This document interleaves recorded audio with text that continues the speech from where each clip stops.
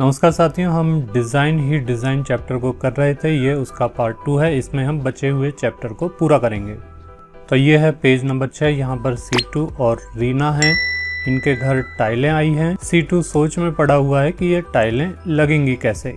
तो यहाँ रीना ने सीटू को बताया कि ये टाइलें किस तरह से लगेंगी। चित्र में आप देख सकते हैं। इसके बाद ये बच्चे बात कर रहे हैं कि क्यों ना हम कागज़ की टाइल बनाएं। तो कागज़ की टाइल कैसे बनानी है यह सब कुछ यहाँ लिखा हुआ है, इसे पढ़ लीजिए। तो चलिए अब हम कागज़ की टाइल बनाकर देखते हैं। तो आइए अब हम कागज़ की टाइल बनाते हैं। सबसे पहले हमें एक कागज़ लेना है और यह चौकोर कागज़ लेना है। तो आपका कागज़ अगर चौकोर नहीं है तो उसके इस सिरे को यहाँ मिलाइए। यहाँ मिलाने के बाद इसे कागज़ को मोड़ दीजिए। अब ये जो नीचे वाला हिस्सा है, ये वाला इतना हिस्सा यहाँ से लेके यहाँ तक, इसको आप पीछे की तरफ मोड़ दें।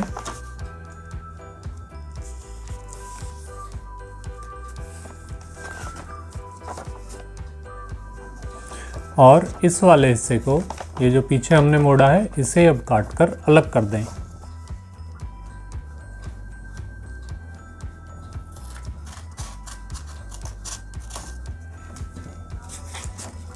अब ये जो कागज़ है हमारे पास, ये बिल्कुल चौकोर कागज़ है। अब आपको क्या करना है, अब इस चौकोर कागज़ को बीच में से मोड़ना है।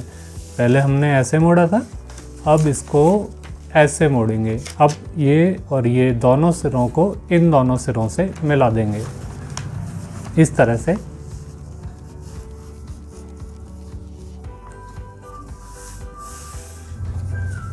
मिलाने के बाद इसे खोलें और बीच में आपको ये एक लाइन इस कागज़ पर मिल जाएगी। इस लाइन पर स्केल रख के हम इसे खींच लेते हैं। अब ये जो लाइन हमने अभी खींची है, इस पर एक बिंदु लगाएं। नीचे से हम यहाँ लगा लेते हैं और इस बिंदु को दोनों सिरों से मिलाना है, यहाँ इससे और इससे।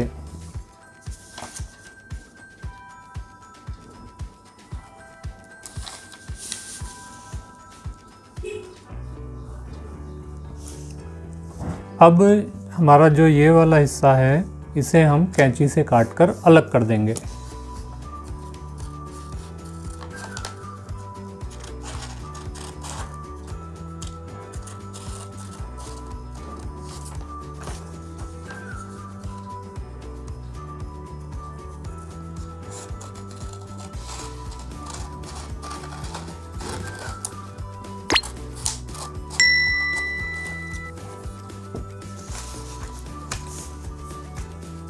अब इन्होंने आगे कहा है कि ये जो हिस्सा आया है, इसे इसके ऊपर आप टेप की सहायता से जोड़ दीजिए। यहाँ पर इसे टेप की सहायता से जोड़ना है।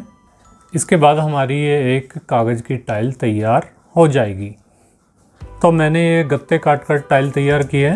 ये देखिए, ये पीछे वाला हिस्सा जो यहाँ से निकला था, उसे हम यहाँ आगे जोड़ देंगे।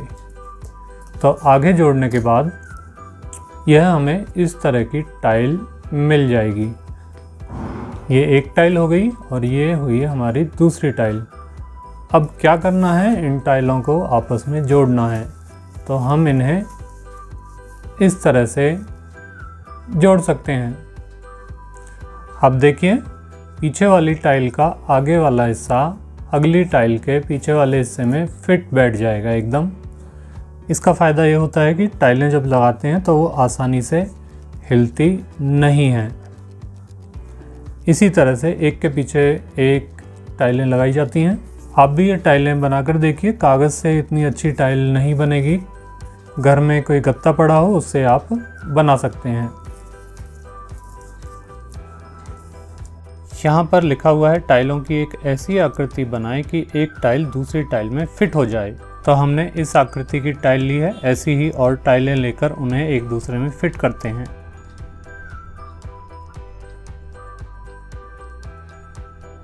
तो तो इस तरह से ये टाइलें एक दूसरे में फिट होती जाएंगी।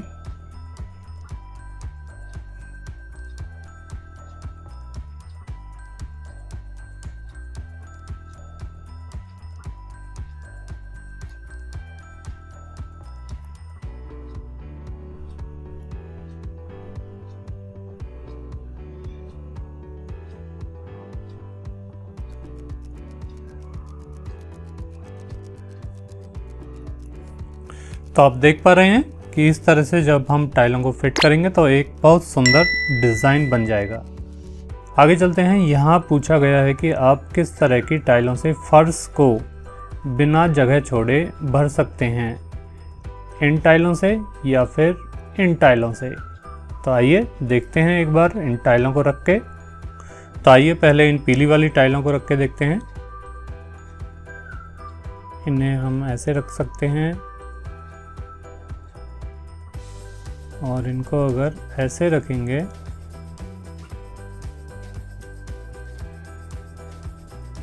तो आप यहाँ देखिए इनके बीच में यहाँ पर जगह बची हुई है, यहाँ पर बची हुई है, यहाँ पर बची हुई है। तो इन टाइलों के बीच में तो जगह बच रही है और फर्श पूरी तरह से नहीं भरेगा। अब हम इन त्रिभुज वाली टाइलों को रखकर देखेंगे। चलिए अब हम इन त्रिभुज के आकार वाली टाइलों को रखकर देखते हैं। इसे हम यहाँ रखेंगे। जब हम इसे यहाँ रखेंगे तो यहाँ बीच में यहाँ पर काफ़ी जगह बच जाएगी। तो हम क्या करते हैं, इस टाइल को अब हम उल्टा करके लगा के देखते हैं। इसे घुमा लेते हैं, यहाँ से बिल्कुल उल्टा कर देते हैं और अब फिट करके देखते हैं। जी हाँ, ये पूरी तरह से फिट हो गई है। ऐसे ही यहाँ से उठाकर यहाँ लगा देंगे, यहाँ लगा देंगे, यहाँ लगा देंगे और जब हमें नीचे लगाना है तो यहाँ पर इसको फिर से घुमा देंगे। ऐसे घुमा दीजिए और यहाँ लगा दीजिए। तो आप यहाँ देख रहे हैं इन टाइलों को अगर हम लगाएंगे तो बीच में कोई जगह नहीं बचेगी। यहाँ हमें टाइलों का उनसे बने फर्श से मिलान करना है। तो यहाँ पर ये फर्श बनाकर इन्होंने दिखाया हुआ है और ये टाइलें हैं। हमें बताना है फर्श कौन सी टाइलों से बना है। ये वाली जो टाइल है उससे ये वाला फर्श बना है, मिलाकर देखिए। जी हाँ, जब हम यहाँ पर रखेंगे बिल्कुल इसकी आकृति उससे मिल रही है। और ये तो इन्होंने मिलाया हुआ है। ये वाली टाइल है, इससे ये फर्श बना है। टुकड़े मिलाकर देख लेते हैं। जी हाँ, बिल्कुल फिट बैठ गया। इसके बाद ये अगला टुकड़ा है, ये इस टाइल का है। ये यहाँ नहीं आ रहा है, इसको घुमाते हैं।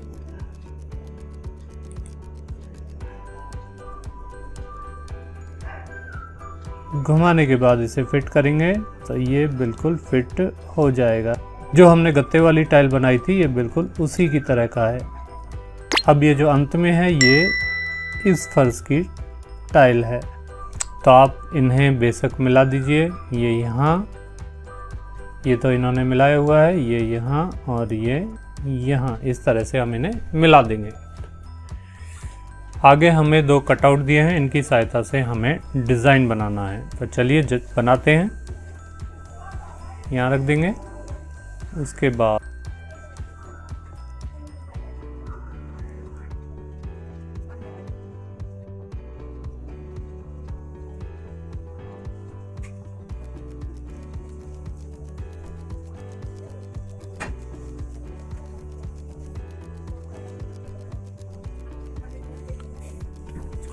तो ये 2 लाइनों में हमने ये वाला कटआउट लगा दिया और बाकी की 2 लाइनों में इसको लगा देते हैं।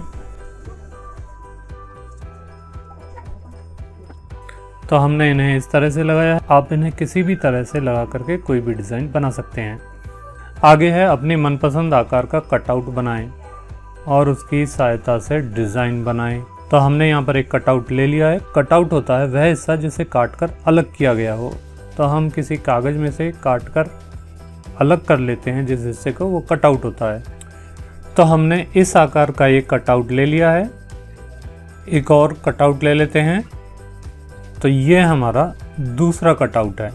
तो अब हम इनकी सहायता से डिज़ाइन बनाएंगे। तो पहले इस वाले कटआउट को रख लेते हैं।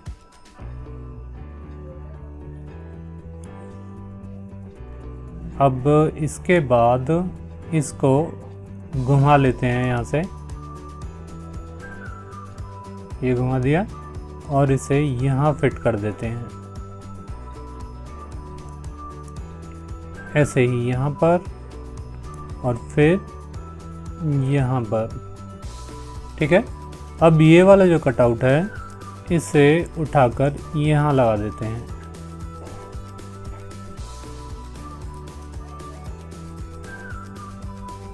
तो ये भी हमारा एक डिज़ाइन बन जाएगा। इसी तरह से आप भी कोई भी कटआउट लेकर किसी भी तरह का डिज़ाइन बना सकते हैं। आगे है पेज नंबर 10। यहाँ पर रिमझिम ने कुछ टुकड़े लिए और उन्हें मिलाकर उसने यह आकृति बनाई। यह मानव के जैसी आकृति लग रही है। आइए हम भी इन्हीं टुकड़ों की सहायता से कुछ और आकृतियाँ बनाकर देखते हैं। तो यहाँ पहले हम इस टुकड़े को लेते हैं, इसको हम सीधा कर लेते हैं। इसके बाद इसमें नीचे इसको जोड़ देते हैं। इसी तरह से इसको उठाते हैं और यहाँ से इसको घुमा लेते हैं और नीचे फिर इस वाली आकृति को यहाँ पर जोड़ देते हैं। तो ये देखिए, यह पेड़ की आकृति बन गई है और इसको अगर बड़ा कर देंगे तो यह एक सूरज के जैसी आकृति बन जाएगी। चलिए एक और आकृति बनाते हैं। इसके लिए इसको सीधा करते हैं और यहाँ पर इसमें इसको जोड़ देते हैं।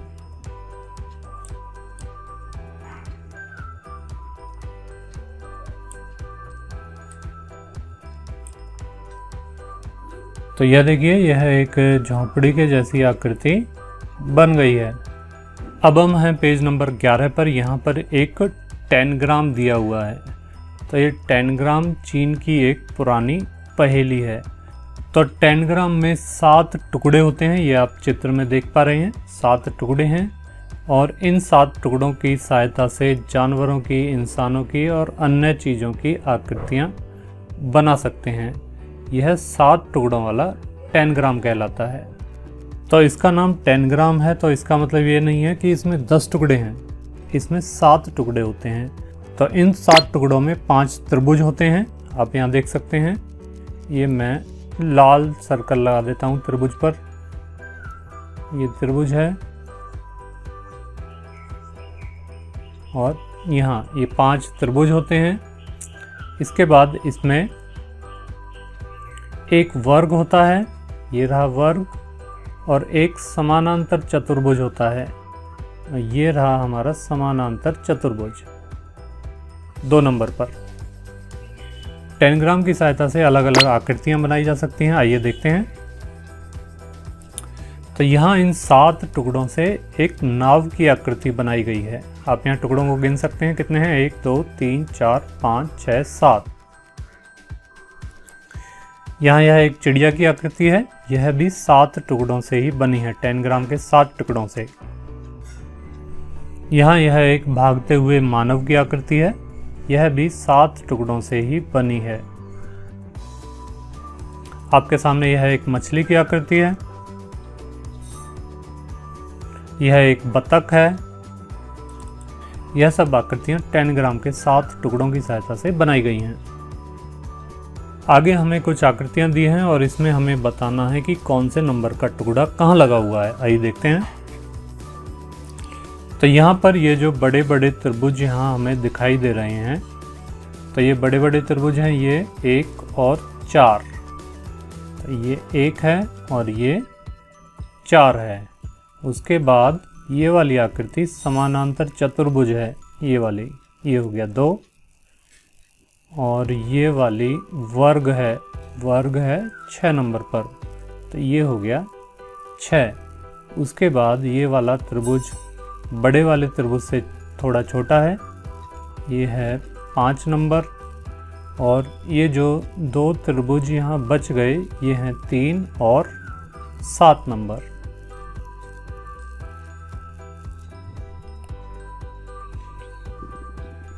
आइए अब इस आकृति में देखते हैं। ये देखिए, ये बड़े वाले त्रिभुज हैं 1 और 4, ये हैं 1 4।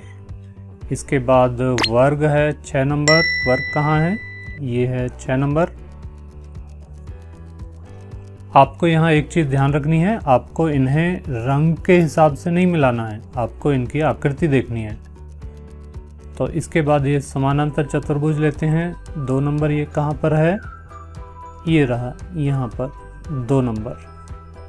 इसके बाद 2 छोटे त्रिभुज जो थे हमारे 3 नंबर और 7 नंबर, ये एक ही साइज के हैं। तो ये है 3 नंबर, ये है 7 नंबर, और ये जो त्रिभुज बच गया ये है 5 नंबर। आगे यहाँ पर टेनग्राम बनाने की विधि दी हुई है, इसको मैं अलग से वीडियो बनाकर समझाऊंगा कि टेनग्राम कैसे बनाते हैं। तो यहाँ पर हमें कुछ आकृतियाँ दी हैं और हमें इनका मिलान करना है। तो हमें उन आकृतियों का मिलान करना है जो एक जैसे टुकड़ों से बनी हैं। तो यहाँ पर ये दोनों आकृतियाँ एक जैसे टुकड़ों से बनी हैं, उसके बाद ये दोनों आकृतियाँ एक जैसे टुकड़ों से बनी हैं, और फिर ये दोनों आकृतियाँ भी एक जैसे टुकड़ों से बनी हैं। तो आइए इन्हें एक बार एक दूसरे के सामने रखकर देखते हैं। तो यहाँ जो समान टुकड़े हैं उन पर मैं नंबर डाल देता हूँ। सबसे पहले ये देखिए, ये एक वर्ग है, यहाँ पर एक, ये भी एक। उसके बाद ये बड़े वाले जो त्रिभुज हैं इनको ले लेते हैं, ये 2, ये 3, 2, 3। इसके बाद ये देखिए समानांतर चतुर्भुज है, यहाँ पर कहाँ है, ये रहा, ये हो गए। इसके बाद 2 छोटे छोटे त्रिभुज हैं 5 और 6, ये कहाँ हैं, ये हैं हमारे, ये रहे 5 6, और अंत में ये रहा एक और त्रिभुज। तो इस तरह से ये दोनों आकृतियां समान टुकड़ों से बनी हैं। आइए अब इन दोनों आकृतियों को देखते हैं। तो ये देखिए, ये नीचे वाला त्रिभुज एक जैसा है और ये भी एक जैसा है। इसके बाद ये दोनों त्रिभुज हैं 3 4, तो इनको हम नंबर डाल देते हैं यहाँ पर 3 4, ये दोनों एक जैसे हैं। इसके बाद आगे ये देखिए, ये वाली आकृति और ये वाली आकृति दोनों समानांतर चतुर्भुज हैं, पर किताब में ये थोड़ी सी छोटी बड़ी दिखाई हुई हैं। तो इसको कर देते हैं 5, ये दोनों एक जैसी हैं। ये वाला त्रिभुज हो गया 6, और अंत में जो ये आकृति बची है यहाँ पर, तो ये वर्ग है, और यहाँ पर किताब में मिसप्रिंट हुआ है, उन्होंने इसको आयत बना दिया है। यहाँ पर भी ये वर्ग ही होना चाहिए। तो इस तरह से ये दोनों आकृतियाँ एक ही टुकड़ों से बनी हैं। आइए अब अंत में इन दोनों आकृतियों को भी देखते हैं। तो यहाँ पर देखिए कि तो ये जो त्रिभुज हैं बड़े वाले, इनको लेते हैं पहले, ये 1, ये 2, यहाँ पर 1 2। इसके बाद यहाँ पर यह आकृति देखिए, इसे देते हैं हम 3 नंबर, और यहाँ पर ये रही। उसके बाद ये है 4 नंबर आकृति यहाँ पर है। उसके बाद एक इन बड़े वाले से थोड़ा छोटा त्रिभुज 5 नंबर, ये रहा। उसके बाद 2 छोटे त्रिभुज बच गए 6 और 7, 6 और 7। इस तरह से ये दोनों आकृतियाँ एक जैसे टुकड़ों से ही बनी हैं। वीडियो आपको पसंद आई है तो आप इस चैनल को सब्सक्राइब करें और इस वीडियो को बाकी विद्यार्थियों के साथ भी शेयर करें। धन्यवाद।